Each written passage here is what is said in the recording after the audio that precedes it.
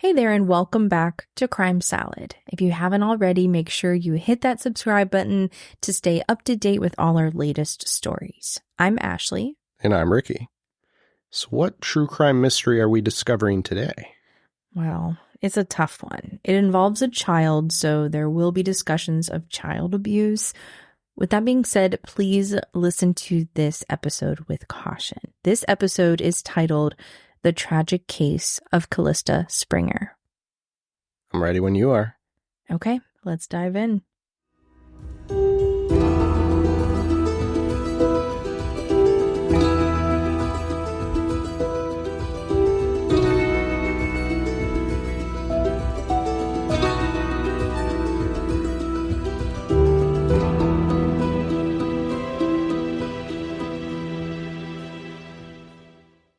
In the heart of Michigan, a young girl named Calista Springer was reportedly living in a world filled with mental and physical abuse at the hands of two adults who were referred to as her parents.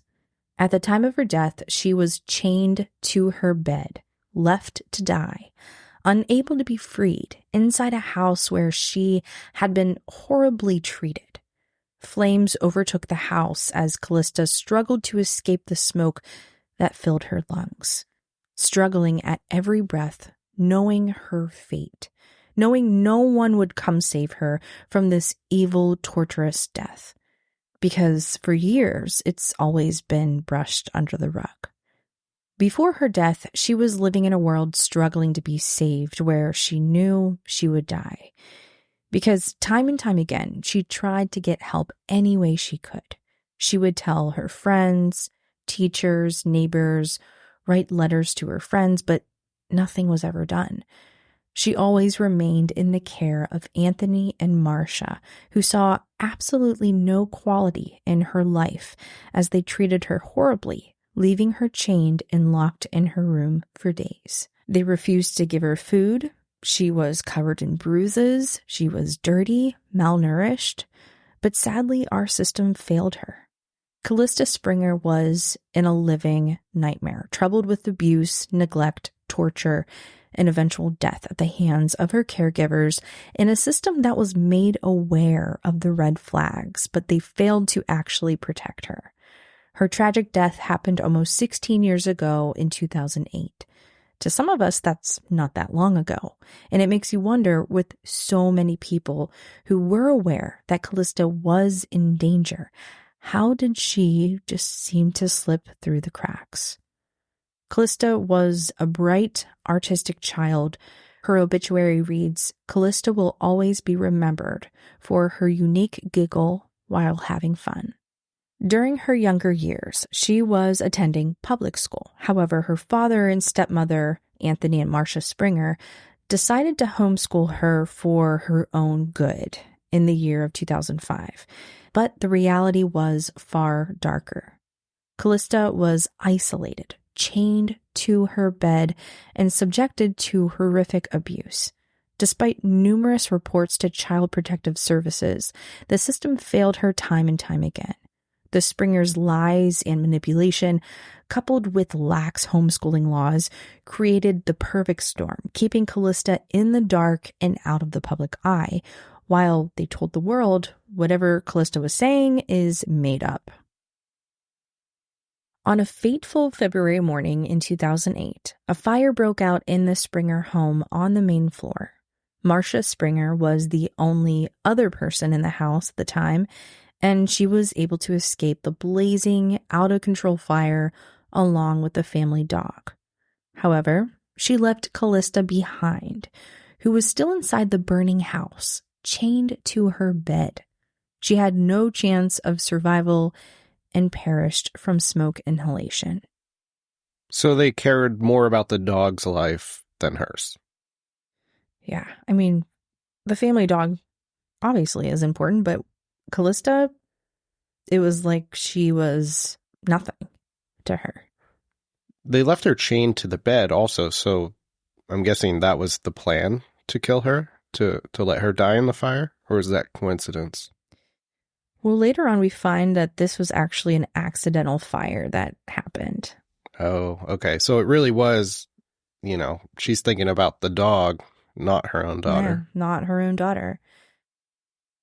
Once they were able to control the fire and enter the house, they found Callista's body, still on her bed, not burned or anything, and it appeared that she died from smoke inhalation. Her body was lying on her bed, and she was chained, so she wasn't able to get out. Which is incriminating, I would assume. Yeah. Now, Anthony and Marcia, two adults who were meant to protect and care for Calista, were finally faced with charges of torture and child abuse. And it took over a decade to finally put these two evildoers to a stop. And a child who is now dead to expose how flawed Michigan's child welfare system actually is and its dangerously lenient homeschooling regulations. Callista's tragic story is a stark reminder of the hidden victims of abuse and the urgent need for reform. Her memory lives on, a call to action for a system that truly protects every child. And although a case like this is hard to bear, and it's hard to listen to, it's hard to talk about, it involves an innocent child, it's so important to keep on the surface, because the more we educate ourselves, the more we can see the red flags and step in when it's necessary. So if you want to be a part of this ongoing fight for justice for Calista Springer and other children who are out there who are maybe experiencing similar things, be sure to share this episode with someone who is also into true crime. So, Calista Marie Springer was born on May 22nd, 1991 in Sturgis, Michigan, to the parents of Norma and Anthony Springer. And for the first 9 months of Callista's life, they tried to make things work as a new family. But soon Anthony met another woman. One day he took Calista to Kalamazoo, Michigan, meeting another woman who is Callista's future stepmother, Marcia. Now, according to Anthony, he claimed that Callista's biological mother, Norma, was neglectful, and so had to take Calista and leave her. While on the other side of things, Norma claims that she fought for custody and had always wanted to be an active role in her life.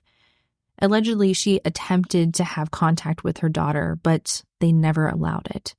At times, she would call Anthony, and he would just hang up on her.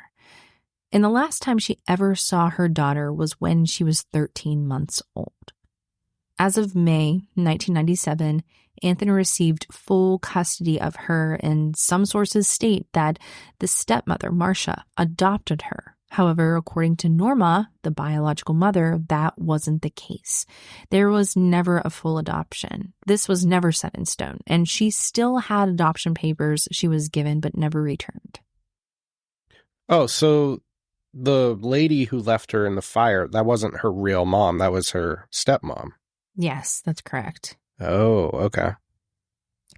So in the year of 2000, and this was 24 years ago, Calista was diagnosed with a pervasive developmental disorder, or PDD, by psychologist Dr. Jeffrey Kaler. Now, back in the year 2000, a diagnosis of pervasive developmental disorder, or PDD, could be given when a child displayed some characteristics of autism spectrum disorders, but didn't fully meet the criteria for a specific diagnosis, like classic autistic disorder or Asperger's syndrome. This was particularly common in younger children, where their developmental path can be more difficult to predict and diagnose accurately. So basically, if she were to be diagnosed today, it would most likely be ASD or autism spectrum disorder, something like that.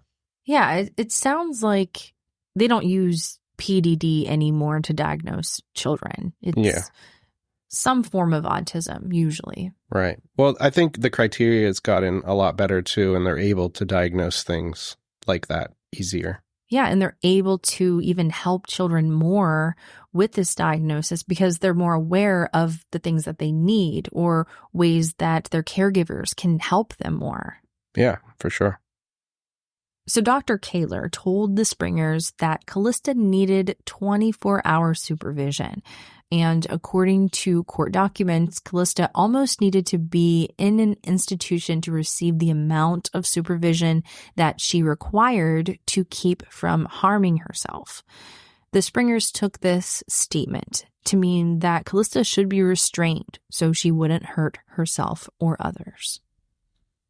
Oh, so the abuse and stuff that she experienced, the parents didn't necessarily look at that as abuse, though, where they thought they were helping.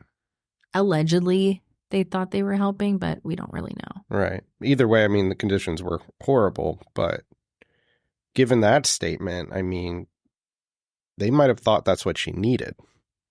There's a lot more to this story, but I see what you're saying. Because sources state that there were at least 15 reports about Calista, which were filed with CPS. And here are some of those. So in 1995, there were 2 complaints that 3-year-old Calista had extremely high levels of lead in her blood and that the Springers were not responding to preventative treatment for the lead poisoning. In January of 1997, Calista was reported as malnourished and had been abused. This was reported by Norma, Callista's biological mother. At this time, Norma tried to gain custody of her daughter. However, Anthony denied the allegations and tried to have Norma's rights taken away. And that's what resulted in Anthony receiving full custody in May of 1997. So, again, I see what you're saying, but just hold on, it gets worse. Within the same year, 1997, a therapist told Anthony that Calista may never develop judgment and impulse control. And it wasn't just Norma coming forward to report alleged abuse, but other family members were doing the same. They were going to the police to report Calista was being abused by Anthony and Marcia. And the reports of abuse didn't stop there. So May 5th, and we're still in the same year, 1997, Callista's aunt, Valerie Springer, reported that Calista had a bloody lip after Anthony hit Calista in the face. And Marcia, the stepmother, confirmed this allegation according to court documents. Marcia had hit her in the face and given her a bloody nose because Calista stuck out her tongue. Jeez, okay. Now, June 8th of 1997, Callista's Aunt Valerie reported once again because Calista had a burn on her thumb and ring finger that remained untreated despite being infected. These burns were untreated second-degree burns. Now, we briefly mentioned that Calista was attending public school, and her abuse didn't go unnoticed. In her elementary school, Calista told her friends and teachers the abuse that she was living with. She told them she was beaten and chained to the bed at night and made to use a bucket instead of the bathroom. I mean, think about that. It would be horrifying to hear a child say this, that this was happening inside their home. Yeah, that part is pretty messed up. Yeah, and it was pretty telling when she would come to school, sometimes wearing the same clothes the entire week. She didn't appear bathed, and it seemed like she was severely neglected. Friends, neighbors, teachers, they all came forward, reporting to the police. They even offered her food, clean clothes, a place to shower. And this went on for years, people trying to get her help. On May 24th of 1999, David Wingard, a social worker with the Wraparound Program, providing assistance for youth with severe emotional and behavioral problems, reported that Calista was being restrained to her bed at night. Allegedly, it was reported that she was being restrained to her bed as well as a chair or a pole in the kitchen, and she would be restrained with a belt or ropes. So you would think with all this attention that she's getting, right? There's police involved now. There's probably social workers. Like, how didn't she get help? How didn't they intervene? Yeah, you would think, and it's so aggravating, but still nothing was done about it. Anthony, the father, would explain that she was restrained because she would destroy everything in her room and possibly injure herself or someone else by putting things in her mouth, like nails and razor blades. Why she had access to these kinds of things isn't really known, but it was written in the report that Marcia and Anthony are concerned that people outside of the family will not see the need for the very strict, structured environment they maintain with the girls. In the past, perhaps some persons have felt the parents are too strict without realizing that this is the case for safety of the children in the home. Yeah, I get that. And I'm sure if they were questioned about it, though, they have this medical diagnosis, right? And they probably point to it. So I would assume that when people hear that, maybe that's when they take a few steps back. I kind of feel like there's some kind of financial motivation towards this because when you have a child with a disability... Yeah, you get compensation. Compensation, like welfare money or things like that. So maybe this was kind of like a financial motive kind of thing to keep her around instead of getting her the help that she actually needed. And they just treated her horribly. Yeah, I had a neighbor that had special needs growing up. And when he eventually passed away, they had to move because they couldn't afford the house anymore. So, yeah, something like that. Which is so sad in this kind of case, but... Right. Right. I mean, we see the same type of thing in foster care, though. I mean, a lot of times... It's a paycheck to some people. It's a paycheck to someone. It's a job, right? Yeah. And they're using that funds that should be put towards the child for whatever. Their own benefit. Or in some cases, they're real children. Yeah. In another instance, an employee from St. Joseph County Community Mental Health reported that when she worked with Calista at her home, she was concerned about a sliding lock on the door of Calista's bedroom. However, she was told that this lock was a safety measure to protect Calista from hurting family members, as if she was a threat, and to prevent her from roaming around the house unsupervised at night. However, this particular employee stated that during her time with Calista, she never witnessed any violence or any angry outburst. She was actually quiet and reserved.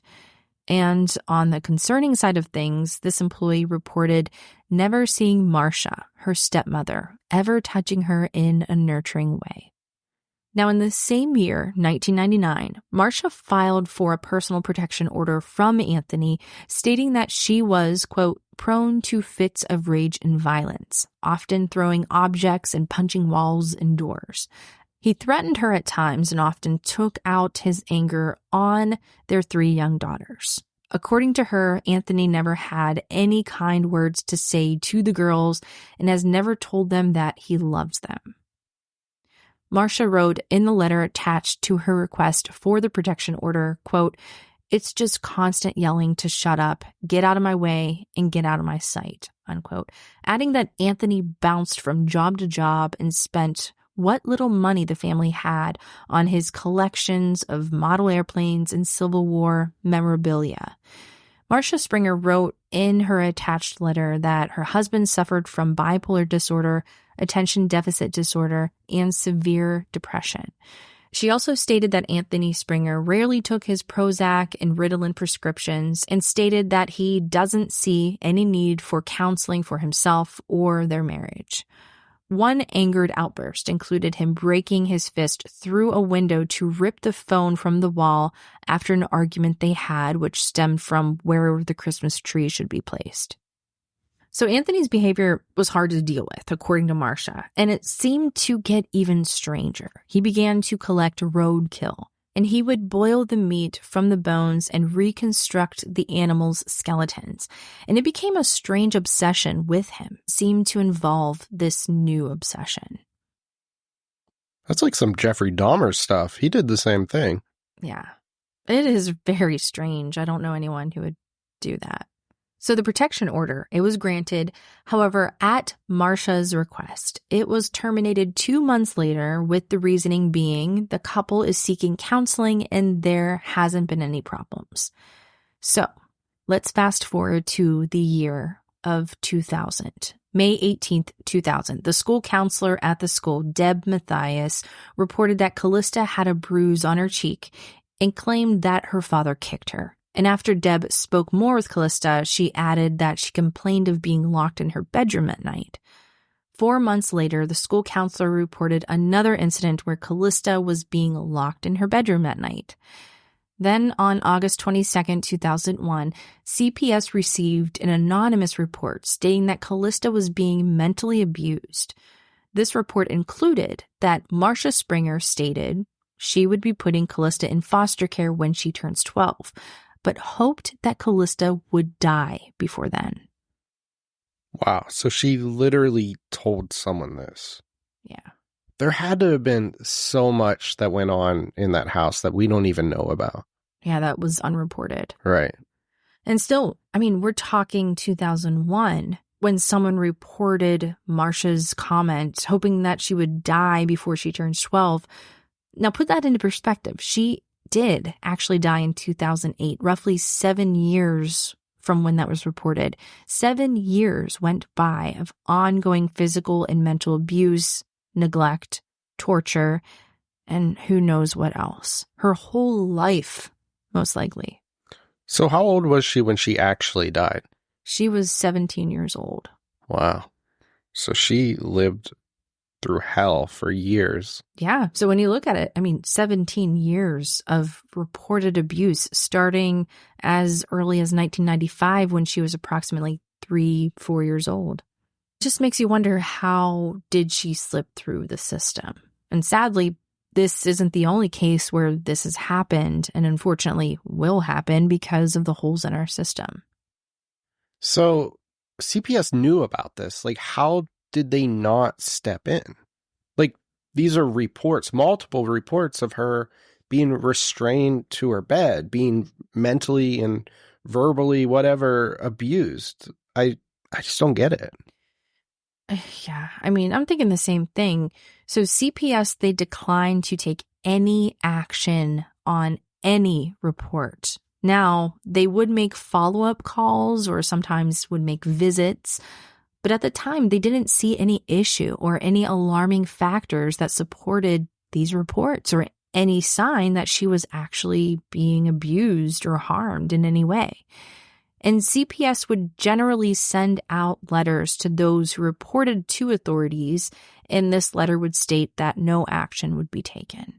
So they kind of looked into it, but I think it was just like a check off the list. right. Now think about the bystander's perspective, because it probably felt like such a failed attempt for those who actually spoke up.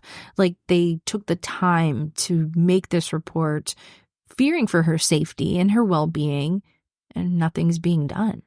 Yeah, like, what else more can you do? Keep reporting, I guess? Yeah. The parents of Calista were obviously lying, and they were hiding the fact that these things were all happening. I mean, 15 CPS reports, all from different people with similar abuse claims, like she was being tied to her bed, being, abused. Not to mention, Calista said these things to people, like the words from her own mouth. Yeah. I mean, why would someone go out of their way to make a report if it wasn't actually happening? No idea. Now, in the year of 2003, the family ended up moving to Centerville, Michigan, and actually got a house across from the courthouse in the 100 block of West Burr Oak Street, downtown. This is a small town about 35 miles of Kalamazoo, and Calista continued to be chained at night, this time on a bunk bed located on the second floor of a bedroom that she shared with her sisters. How traumatizing for the sisters, even. Yeah, I mean, we don't really know what they know because they always assumed nothing bad was happening.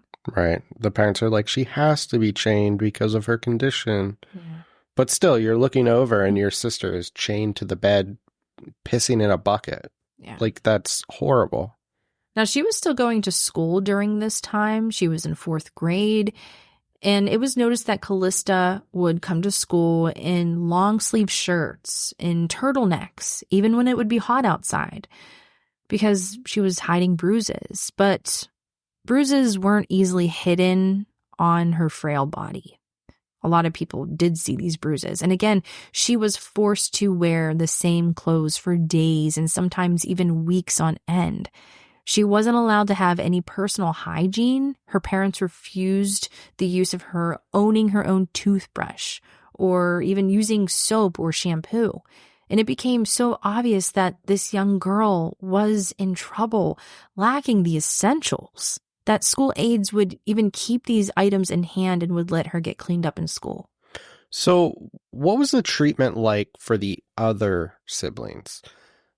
It almost wasn't like this at all. See, it almost makes me wonder if they didn't even look at her like a person because of her condition, right? I don't know. It's weird. Yeah, I mean, they were young too, so it's kind of like, well, this is just how it is. I mean, but for the parents... Well, that's what I mean. The parents, they're like, well, she's a non-viable human or something. Like, it seems that way. Yeah, it's just horrible. Now, October 29th, 2004, Callista's teacher reported to CPS that Calista was being chained to her bed at night. So there's another report with a very similar report like the other ones from different people. A neighbor also reported to CPS on that same day that Calista had told her she was being chained to her bed at night. And a few other things Calista told her was that for 2 days she wasn't given food, and the only time she ate was at school. Calista told her that Marcia didn't let her brush her teeth, she wasn't allowed to have a toothbrush, she wasn't allowed to use deodorant, and that Marcia, her stepmother, was abusive. So just when you think that something would have been done with the first report, a few weeks later, another one came in from the same neighbor stating that Calista had a black eye and also that Calista told her, Marcia, her stepmother, forced her to lie on the floor and she pulled her head back by her hair and let her head drop back onto the floor. Once this report came in, CPS worker Patricia Skelding was assigned to this case. And according to records, her investigation included a bit of a more thorough investigation. On October 29th, 2004, she interviewed Heather and Courtney, which are Callista's stepsisters, who were living under the same roof. She spoke with another CPS worker who was assigned to the other reports prior to Patricia stepping in, Sheila Schgill. She spoke with Calista while she was in school. And again, for a second time, she interviewed her two stepsisters. And they stated that they have not seen their mother hit Calista or pull her hair or be mean to her in any way. And that their mother was rather patient with Calista. However, looking at all these reports, it just doesn't make sense. And on November 9th of 2004, Calista asked the CPS worker if she could convince her parents that restraining her to her bed wasn't necessary. A reported comment that is pretty clear that Calista was well aware of how she was being treated and that restraining her to her bed wasn't right. So after this, the CPS worker met with Marcia and Anthony, and allegedly she warned them the dangers of underestimating the power of a fire. So what did they mean by that? Are they saying chaining her up and if there happened to be a fire, it would be dangerous? Yeah. Wow, talk about foreshadowing. Yeah. It makes you wonder if a light bulb went off in their head and they're like, that's what we could do. Good idea. That's one way to get rid of her. It's terrible, but maybe. Yeah. Now, although this CPS worker seemed a bit closer in her investigation to understand the dangers that were surrounding Callista's life, her investigation was concluded, and her report stated that there was not sufficient evidence to prove neglect or abuse. Jeez. Although she expressed her worry for Calista, stating that she was very uncomfortable with the way Calista is being treated and targeted. She wrote, quote, "I can only hope that it really is necessary and for her own protection," unquote. She also tried to talk Marcia into giving Calista a toothbrush and toothpaste supervised. This seemed to mean a lot to Calista, but Marcia said no. And isn't that a sign of negligence? Well, her notes also read how Calista is known to make up stories that aren't credible. And it was written in this same report about the incident regarding Callista's hair being pulled and how it was repeatedly happening. Her sisters wouldn't be home at the time when this happened, but this was all Callista's word against her stepmother's word. But at the same time, what proof did they really need? Couldn't they see that Calista was malnourished, dirty, wasn't bathed? The comment about not wanting to brush her teeth. These are all signs of negligence. It's just... I mean, sure, but it almost becomes their word against hers. They now have this excuse that she makes up stories and blah, blah, blah, blah, blah. It's crazy. And as for the parents, they can manipulate the situation completely. Right. I mean, there's a story for everything. The bruises on the face. Oh, well, she fell. Well, she said this. But yeah, she makes up stories. I think it was just one of those situations. So in this same report, the CPS worker wrote that she couldn't tell by looking at the crown of her head that her hair was missing. As far as keeping Calista restrained to the bed, Anthony had an explanation for that. They were using the same device that is used in an adult nursing home, which alerts staff when adults get out of bed to roam around. Right, but do nursing home patients piss in buckets? And no. Like, where's the parenting there? Like, there should be a system where it's like, Mom, Dad, I have to use the bathroom. Oh, here I come, honey.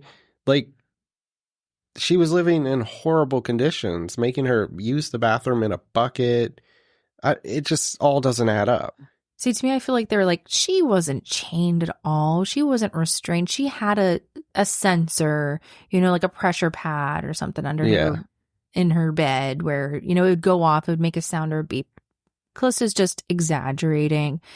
But I mean, there's so many reports that are stating Calista is saying, hey, I'm being chained to my bed and I can't get out. Yeah.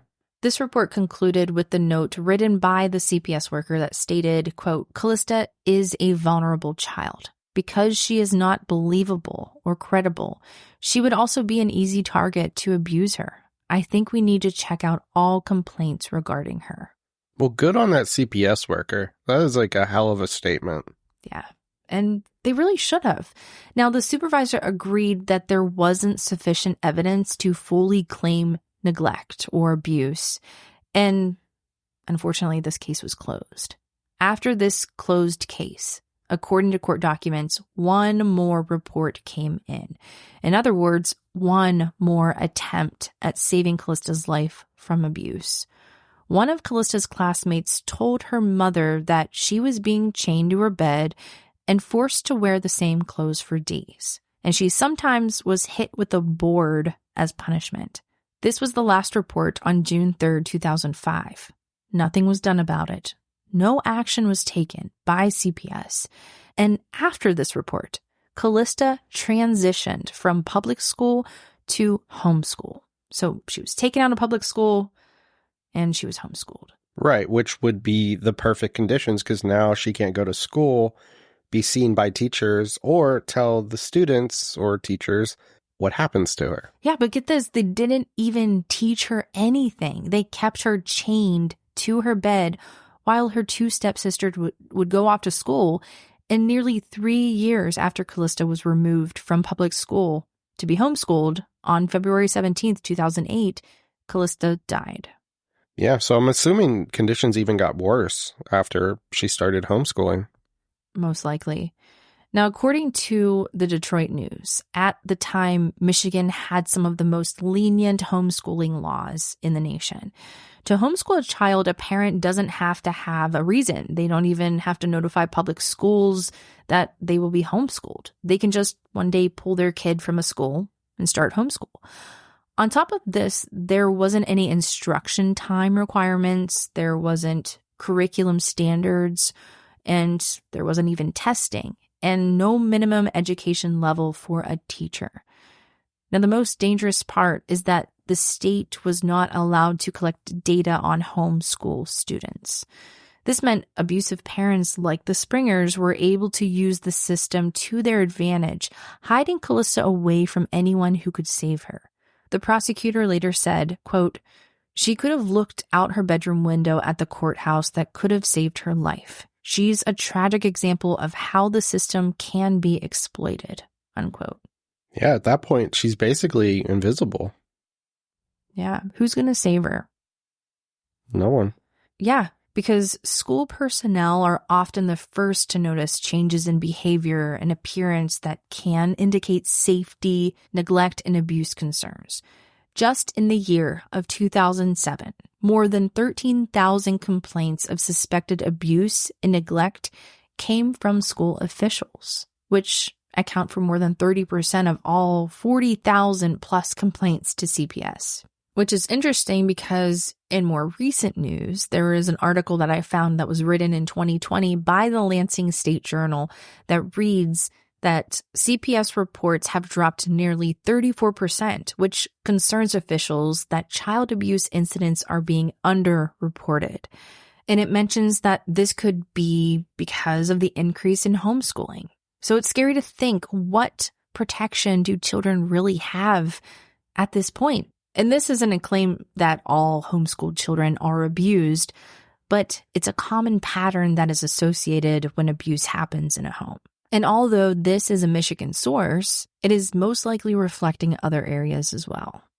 So just after 8:30 a.m. on February 27th, 2008, Marcia and Calista were home alone when the fire broke out.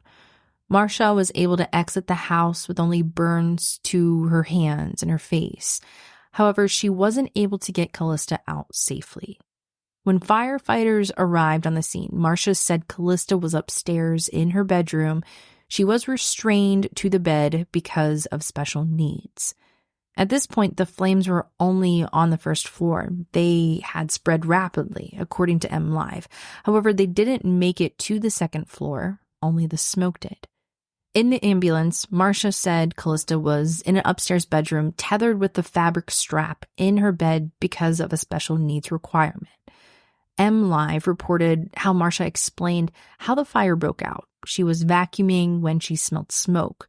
She stopped the vacuum and the smoke smell went away. And when she started it up again, she smelled smoke. She turned the vacuum off and went into the kitchen, and when she went back into the living room, she found flames where she had placed the vacuum. She went back to the kitchen to get a fire extinguisher, but couldn't remove the safety pin. And by that point, the fire was too strong and she had to flee. According to MLive, Marcia told at least one person that she tried to put out the fire with a pitcher of water and the vacuum blew up in her face. So according to court documents, Calista was restrained to her bunk bed by a dog choke chain fitted around her waist and affixed to the bed frame with plastic zip ties, rendering her unable to escape smoke and flames. Her bed had no blankets, no sheets, and no pillows. It's terrible. So, caught in a lie right there. She said a fabric tether, or whatever she said. Yeah, fabric would have burned up. MLive reported that Detective Lieutenant John Slink said the chain was 1/2 inch wide and 2 feet long, and it was wrapped around the girl's waist and secured with a plastic tie. The chain was attached to the bed using a larger plastic tie. The distance between her waist and the bed was about 9 to 10 inches, and Calista couldn't get up until someone cut the ties. Slink said, "I firmly believe that she was tethered in that manner longer than 3 days." Wow. MLive reported that Detective Lieutenant John Slink said that the chain was 1/2 inch wide and 2 feet long, and it was wrapped around the girl's waist and secured with a plastic tie. The chain was attached to the bed using a larger plastic tie. The distance between her waist and the bed was about 9 to 10 inches, and Calista couldn't get up until someone cut the ties. Slink said, "I firmly believe that she was tethered in that manner longer than 3 days." It's awful. The Detroit News reported that no homeschool books or educational materials were found in the Springer house, suggesting that they never taught Calista anything. They just took her out of school to more easily abuse and torture her. And they didn't find a fire extinguisher in the house either. So that was made up too. Yeah. I wonder what else was a lie, right? In a follow-up interview with law enforcement, Marcia stated to the official that she secured the chain with the cable ties and that she was the person who disconnected the chain from Calista in the morning. Marcia also stated that they had used the chain to restrain Calista for approximately 2 nights before the fire. Marcia further stated that they had previously used a lock on Calista's bedroom door, that they had used an alarm system, but it broke days earlier. They were trying to find parts to fix it in the meantime, so they made a chain. The strap supposedly attached around her waist and connected to an alarm installed on the side of her bed that would go off if she got up, and that they concluded that the zip ties would be the only thing that would work to secure the chain. They had tried other ways: baby monitors, rubber bands, and twisty ties. Okay, I'm sure. Marcia told the official that Calista was a child with special needs who required 24-hour supervision. She explained that Calista engaged in self-mutilating behavior and harmed animals. She further said that Calista could not be trusted at night because she rarely slept and would get out of bed and into dangerous objects such as razors, knives, and medications.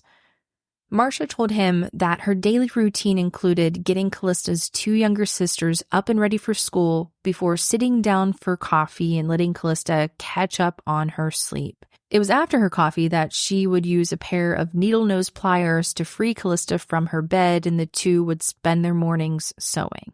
Investigators ended up finding the alarm that was in the house, and they tested it, and they found that it was actually working. So it wasn't broken like they said. When investigators spoke with friends and family, they heard a much more sinister tale. The Springers were heavily abusing Calista and had been since 1995, when she was just 3 years old. Friends, teachers, and some social service workers described Calista as a pleasant girl who struggled with some academic and behavioral issues, but otherwise tried hard in class and made friends.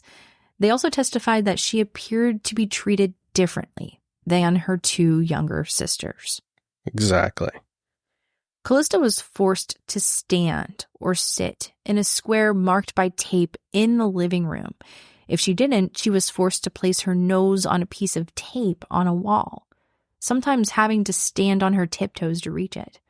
She ate dinner sitting on the floor, and when fed, she was given small portions. One friend said that she was treated lower than animals.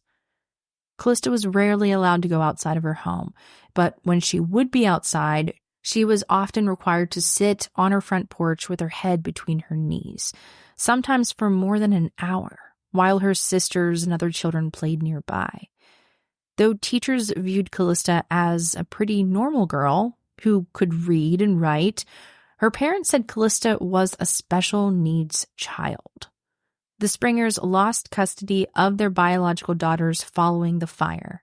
An autopsy revealed that 17-year-old Calista's cause of death was asphyxiation from carbon monoxide poisoning, and she weighed 91 pounds. That's tiny. Yeah, at the age of 17. Calista was alive during the fire. The medical examiner knew this because Calista's airway was black with soot all the way down. According to court records, there were indentations caused by the chain on Callista's abdomen. The cause of the fire was determined to be from a faulty vacuum. According to MLive, investigators said that they found nothing suspicious about the fire. Now, at some point after the fire, Marcia went to the home of Dr. Kaler, the psychologist who diagnosed Calista with PDD in 2000.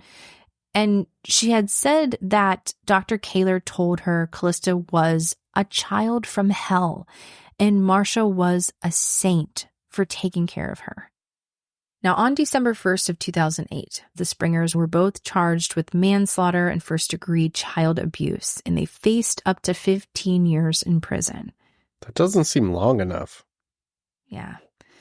And on January 15th of 2009, it was announced that charges against the Springers were being upgraded. A brand new county prosecutor had taken over after the first of the year, and he thought the couple should face charges of felony murder and torture in addition to the first-degree child abuse. The Springers were now facing life in prison. That sounds better. Yeah. Now, the Springers were able to make bond. While awaiting trial for Calista's death, they filed for custody of their daughters who were removed from their custody after the fire. And at the end of February of 2009, Anthony released a 5-page report to the court where he addressed all the allegations against him and Marcia. He said that Calista was a compulsive liar who lied about her home situation and tried to get people in the community to help her run away. Anthony explained that he and Marcia homeschooled Calista because she wouldn't stop lying about being beaten, chained, underfed, and more.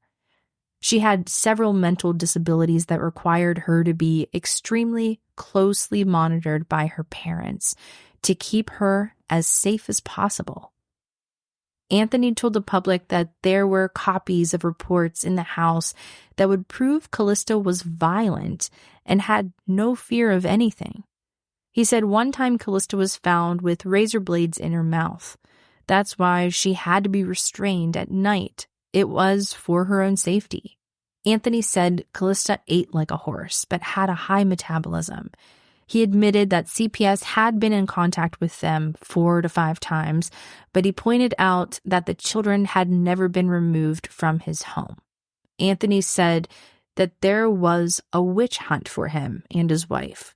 He said DHS and police were building a bonfire and looking for people to throw on it.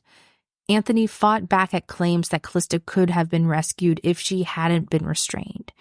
He said that those claims don't mean a damn thing because the heat was so hot, nothing could have saved her. And he also added that her disabilities finally caught up with her. Her parents could not protect her from everything. Disabilities what? She died in a fire from smoke. While she was attached to her bed. Not to mention they saved the family dog. I don't think they even thought twice. Yeah, most likely not. Very selfish people, it seems like. This case was handled as a joint trial, which began in late of January 2010.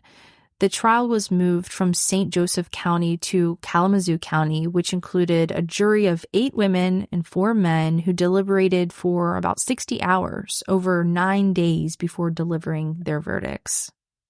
Now, here are some key points the prosecution brought up. The Springers knew what could happen, yet they kept her chained up. She died as a result. Afterward, the Springers lied about how long they had been using the chain. They'd been abusing her for years and had even removed her from school to keep CPS off their backs. The prosecution said homeschool played a role in Calista's death. The Springers basically eliminated any person who could have reported abuse, and the justification was the homeschool law. And here are some of the key points that the defense brought up.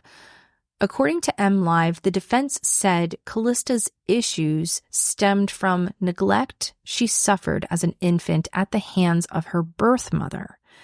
They also claimed that this was an accident. The Springers had the same defense. They argued that they loved Calista, who was a special needs child and needed 24-hour supervision, and that any actions that they took to restrain Calista's movements were to protect Calista from herself. Such bullshit. Clinical child psychologist Dr. Carter testified that children with the same developmental disorder as Calista are referred to as, quote, energy vampires because they suck the energy from everybody. That's what she said in court. And she also testified that the disorder stems from a child's brain not developing properly in certain areas and is most often brought on by parental deprivation or neglect. Children with this disorder often have fits of rage, do not sleep well at night, and often reject affection and relationships with their own family members. And that's what she testified. The doctor also stated that children with this disorder have trouble with lying and stealing and resort to practices such as self-mutilation and manipulation.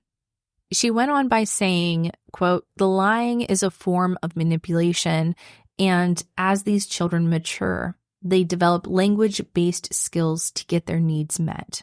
They are very good at getting people to feel sorry for them by making things up." Honestly, I feel like she wasn't making anything up. I mean, she wasn't making up the fact that she was chained to her bed.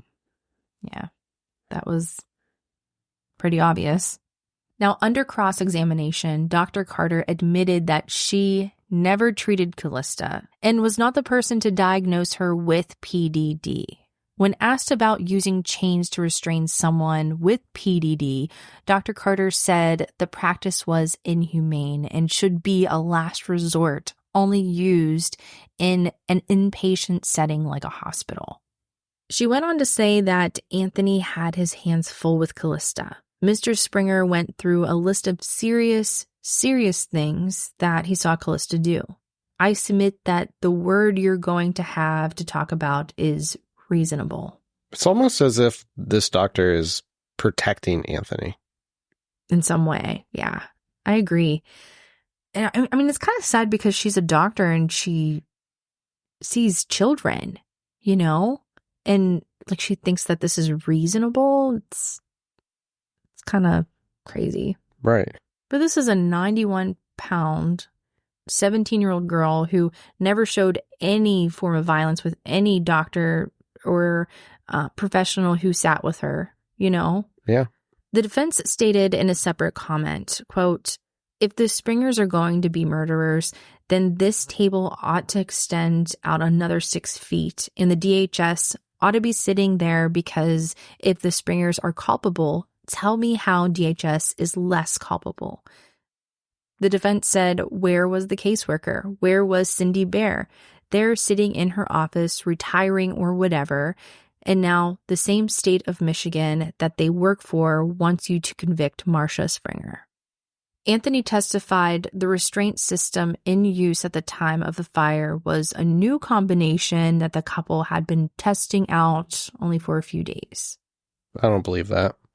And Anthony testified that the restraint system in use at the time of the fire was a new combination that the couple had been testing only for a few days. I don't believe that at all. Yeah. Courtney testified that Calista wasn't treated any differently than her or Heather. Now, Courtney was one of the stepsisters. She testified that Calista wasn't treated any differently than her or Heather. Calista was allowed to dress however she wanted. Food wasn't upheld from her. The chain was only used for 2 days prior to the fire. And, quote, she couldn't fall asleep and stay asleep. She'd be up in the middle of the night singing or talking. This was said by Courtney, who was 16, who admitted to being scared for her older sister. So on February 23rd, 2010, after deliberating for 9 days, the jury found Marcia and Anthony guilty of torture and first-degree child abuse. The jury acquitted the Springers of felony murder. And on April 16th, the Springers were sentenced. For child abuse, Marcia was given concurrent sentences of 95 months to 15 years imprisonment, while Anthony was given concurrent sentences of 10 to 15 years. For torture, Marcia was given 18 years and 9 months to 50 years imprisonment, while Anthony was given 25 to 50 years. Anthony's sentence was far greater than what the guidelines called for. In the legal context, Anthony's sentencing situation involves a scoring system used to determine the severity of a crime and the appropriate sentence length. This system is called the offensive variable, or OV score, which is used in some jurisdictions to evaluate factors related to the offense that may increase the seriousness or severity of the crime. Anthony's OV score was unusually high, more than double the maximum typically reflected under the applicable sentencing guidelines. Sentencing guidelines are basically a set of rules that suggest the range of sentences for a given crime, considering various factors including the OV score. When the court says his score is attention-grabbing and of considerable worth, that means that Anthony's score is exceptionally high and plays a significant role in determining his sentence. Marcia and Anthony filed an appeal, but the appellate court decided that there were no significant legal errors in the original proceedings, and therefore the decision stands as is. Calista's grandmother, Susan Langdon, sued CPS investigator Patricia Skelding and her supervisor, Cynthia Bear. She alleged that Skelding and Bear failed to adequately investigate and act upon reports that Calista Springer was being abused, and that Calista died as a result. Skelding and Bear appealed the lawsuit on the grounds that they had qualified immunity. However, they did concede for purposes of their appeal because a jury could reasonably find that the facts alleged in Susan's complaint amounted to gross negligence, unquote. The district court looked over the appeal and granted Skelding and Bear's motion to dismiss the lawsuit. In the state of Michigan, CPS workers have qualified immunity, and because Skelding and Bear did not increase the abuse against Calista, they could not be held responsible for what happened to her. I don't know. I feel like that could be challenged. Well, at the end of their decision, the court was saddened by this case, and they were sympathetic to Susan's grievances. And they also added that CPS's handling of Calista Springer's case was less than ideal. Susan appealed the district court's decision. Then the Michigan Court of Appeals ruled the facts show that the state unfathomably failed to act, leaving in the same perilous position she had always been in, no more or no less vulnerable than she had always been. So basically, in other words, the Michigan Court of Appeals is saying that the state did nothing to improve Calista's situation. But also, they didn't make it worse. She remained in the same dangerous or vulnerable position that she always had been in. The court is implying that the state's inaction neither helped nor harmed her beyond her existing vulnerability, which could affect the legal outcome of her appeal. It was stated that the parents were already tying the child to the bed before Skelding warned the parents of the risks, and providing advice to the parents did not actually increase the risk to the children. CPS did not tie Calista up, and they were not in custody of Calista at the time. Calista was murdered 3 years after Skelding and Bear last worked on her case. They did not chain her up or set the house on fire. Calista's case wasn't the first time the Michigan Department of Human Services had failed children. According to the South Bend Tribune, there had been at least 4 recent high-profile cases, including the deaths of children under foster or adoptive care. The death of Calista and the other 4 children really opened people's eyes to how inadequate the Michigan's Human Services Department was, and there was a call to action for reform of the system. In October, a federal judge ruled that DHS had to improve a range of child welfare services, including protective services, hotlines, investigations, housing, and healthcare. All of these changes would help reduce caseloads, which is one of the major issues DHS faced. Michigan's homeschool system remains the same today. They're not the only state that has had issues with abusive parents taking advantage of the freedoms homeschooling provides for them. Of course, not every parent that homeschools their children is abusive. That's not what we're saying. But in the states that have low to no regulation, there are parents and guardians who are willing to take advantage of it. In Illinois, there was Liam Roberts. In Indiana, there was Kristen Choate. In Iowa, there was Natalie Finn. In 2014, Dr. Barbara Knox, a pediatrician at the University of Wisconsin, found that 47% of school-aged victims of child torture have been withdrawn from school for homeschooling, and an additional 29% had never even been enrolled.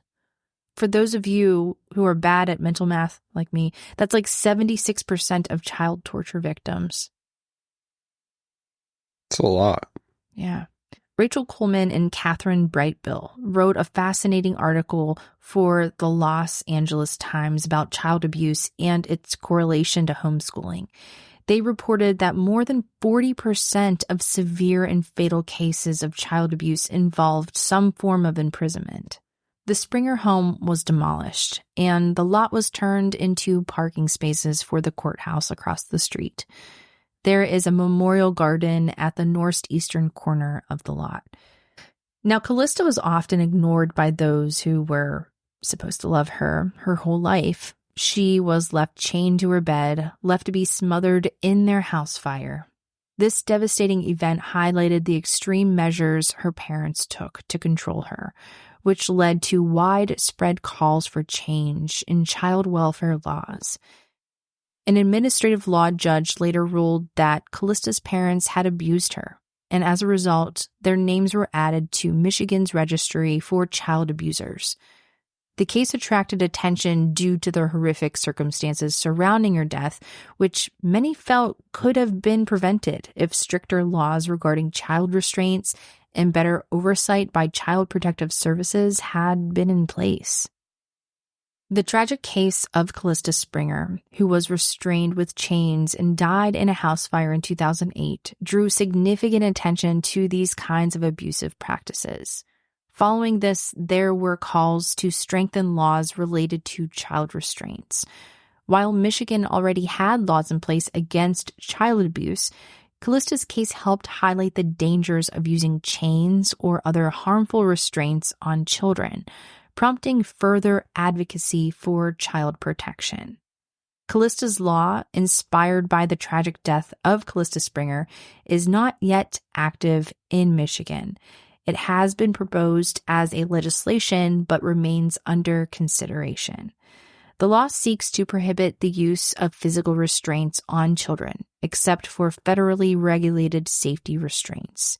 As of 2024, the bill had been introduced and referred to relevant committees, but has not yet been passed or enacted into law. And so that completes this week's episode of Crime Salad.